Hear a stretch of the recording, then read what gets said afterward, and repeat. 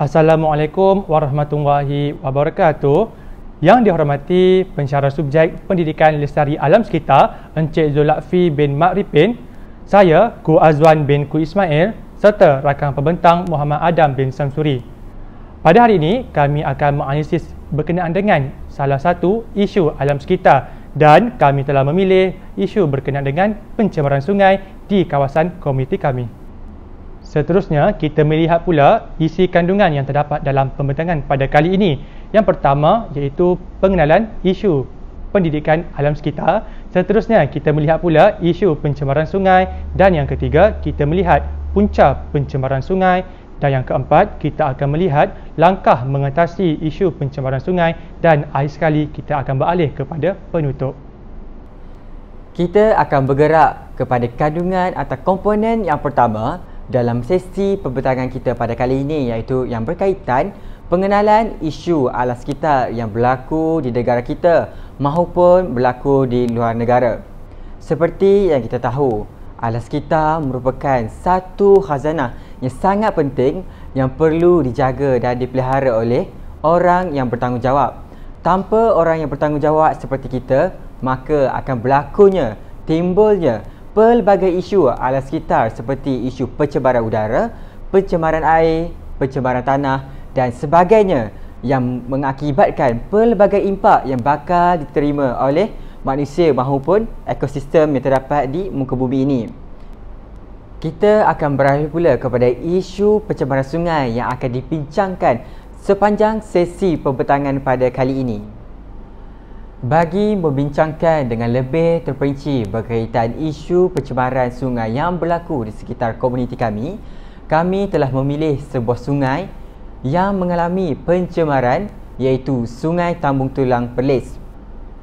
Seperti yang kita tahu, isi padu bumi terdiri daripada 93% air laut, 2.5% air bawah tanah, 2% litupan ais, kurang 1% air semula jadi seperti sungai, tasik dan air lembapan. Jadi tidak mustahil akan berlakunya isu pencemaran sungai sama ada di kawasan komuniti kami, di negara kita maupun di negara lain. Mengapa kami memilih Sungai Tambung Tulang Perlis sebagai topik yang ingin dibincangkan dalam isu pencemaran sungai pada kali ini? Kami mendapati Sungai Tambung Tulang Perlis mengalami perubahan dari segi kualiti air, iaitu dari segi rasa, bau dan kualiti air tersebut yang mampu memberi kesan terhadap sumber utama manusia, iaitu keperluan air.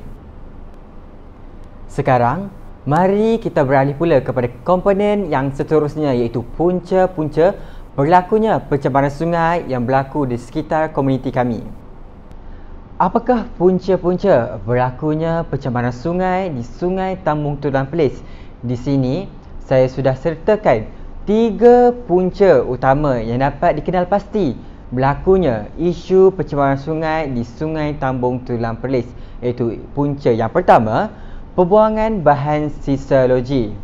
Punca yang kedua iaitu pembuangan sisa pertanian dan pembangunan yang tidak ditapis. Dan punca yang ketiga iaitu budaya membuang sampah. Kita akan bergerak kepada punca yang pertama, berlakunya pencemaran sungai di Sungai Tambung Tulang Perlis, iaitu pembuangan bahan sisa loji. Menurut Jabatan Alam Sekitar, punca pencemaran sungai terdiri daripada 2 punca, iaitu punca tetap dan punca tidak tetap. Berdasarkan pemerhatian kami dalam menganalisis punca berlakunya pencemaran sungai di sungai tersebut, iaitu pelepasan dari kawasan perindustrian yang berhampiran dengan kawasan sungai tersebut. Malah, pelepasan bahan sisa loji pengolahan kumbahan turut menyumbang berlakunya pencemaran sungai di Sungai Tambung Tulang Perlis yang dikenal pasti sebagai punca tetap berlakunya pencemaran sungai di kawasan tersebut. Malah, terdapat punca sampingan, iaitu punca tidak tetap yang menyumbang kepada berlakunya pencemaran sungai di Sungai Tambung Tulang Perlis, iaitu air larian yang berlaku daripada guna tanah pertanian, kediaman, perdagangan, pertanian dan perindustrian yang serba sedikit menyumbang berlakunya pencemaran sungai terhadap Sungai Tambung Tulang Perlis. Mari kita bergerak pula kepada punca yang kedua yang mendorong berlakunya pencemaran sungai di Sungai Tambung Tulang Perlis, iaitu pembuangan sisa pertanian dan pembangunan yang tidak ditapis maupun tidak dirawat. Pembuangan sisa pertanian dan pembangunan yang tidak ditapis maupun tidak dirawat dikenali sebagai pencemaran bukan titik.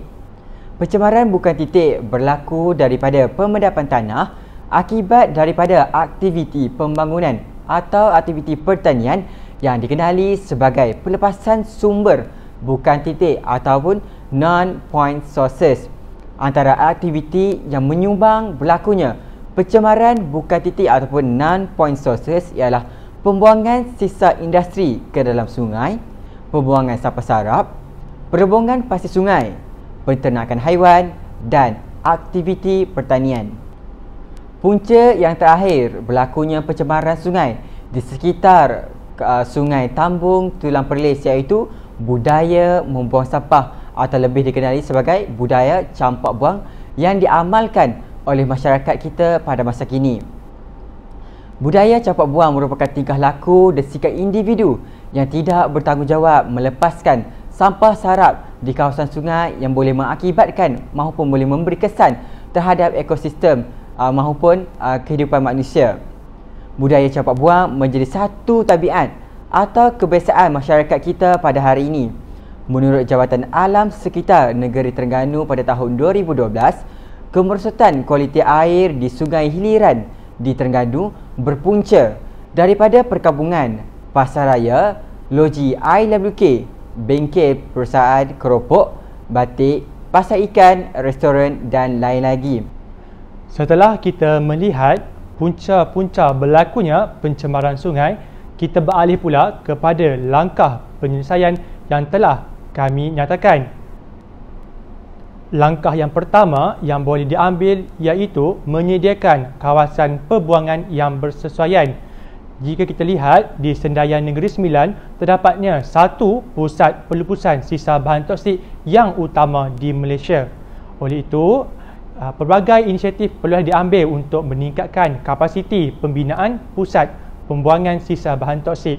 Seterusnya, kita melihat pula inisiatif kerajaan yang mana dapat berlakunya usaha sama antara pelbagai pihak bagi mengatasi isu pembuangan sisa loji, antaranya melalui Jabatan Alam Sekitar JAS atau Jabatan Pengairan dan Saliran JPS. Bergerak kepada langkah yang kedua iaitu penjaduan berkala. Apa itu penjaduan berkala?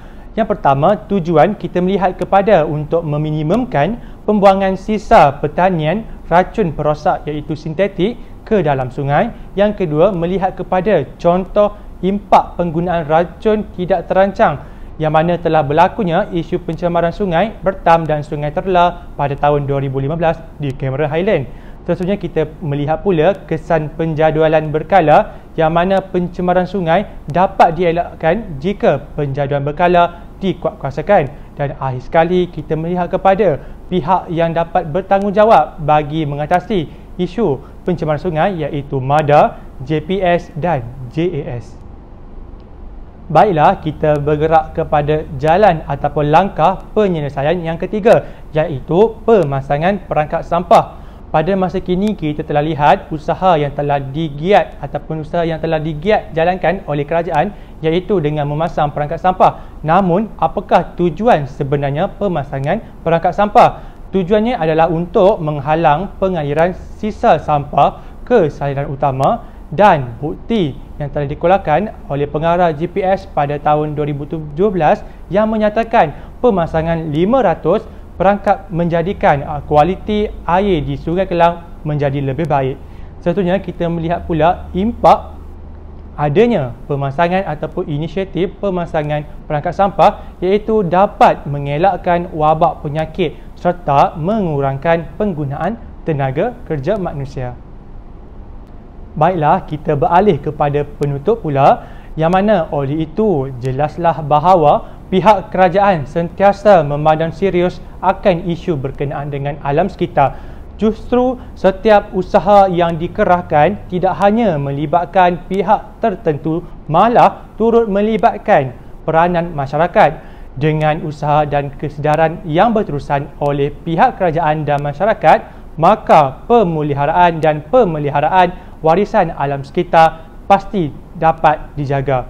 Oleh itu, secara tidak langsung dapat membantu kerajaan dalam menjimatkan perbelanjaan untuk menjaga alam sekitar. Seterusnya, kita beralih pula kepada lampiran yang telah kami sertakan, yang mana ia adalah situasi bagaimana Sungai Tambun Telang mengalami pencemaran sungai. Jika lihat gambar yang pertama, berlakunya pencemaran sungai, wujudnya sampah sarap di dalam sungai. Kemudian kita lihat pula terdapatnya kilang ataupun industri yang berhampiran dengan Sungai Tambun Telang. Seterusnya kita lihat pula wujudnya perangkap sampah yang telah dipasang untuk menyekat saliran sampah ke laluan utama sungai. Dan akhir sekali, gambar yang keempat, kita dapat lihat bagaimana fungsi dan cara guna bagaimana untuk menghalang sisa sampah beralih ke saliran utama dengan menggunakan sistem pengairan tanduk. Dan akhir sekali, ini merupakan rujukan yang telah kami sertakan, antara rujukan yang telah kami sertakan sepanjang penulisan laporan dan pembentangan pada kali ini. Baiklah, sampai di sini saja isu pembentangan yang telah kami bawakan, iaitu oleh saya, Ko Azwan bin Ku Ismail, dan rakan pembentangan saya iaitu Muhammad Adam bin Samsuri. Sekian, terima kasih.